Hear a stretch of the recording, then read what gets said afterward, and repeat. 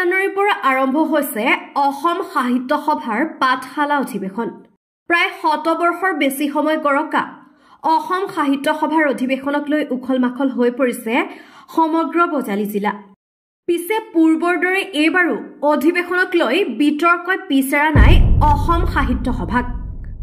প্ৰথম অৱস্থাত নিমন্ত্ৰণী পত্ৰত থকা বানান ভুলৰ পিছত এইবাৰ আনেক বিতৰ্কই লগ দিছে সাহিত্য সভাক।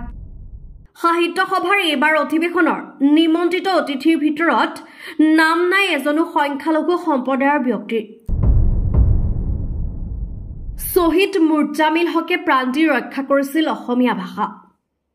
অসম সাহিত্য সভাৰ পাঠশালা অধিৱেশনত নাই কোনো এজন ইছলামধৰ্মী সাহিত্যিক বিশিষ্ট ব্যক্তিৰ নাম।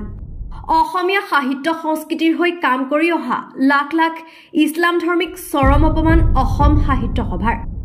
আৰম্ভণিৰ পৰাই অসমীয়া ভাষা সাহিত্যৰ উন্নতি আৰু বিকাশৰ হকে কাম কৰি অহা সংখ্যালঘু বা মুছলমান সম্প্ৰদায়ৰ কোনো এজন সাহিত্যিক বা বিশিষ্ট ব্যক্তিক সাহিত্য সভাৰ অধিৱেশনলৈ নিমন্ত্ৰণ নজনোৱাটো সামাজিক মাধ্যমত তীব্ৰ চৰ্চাৰ সৃষ্টি হৈছে।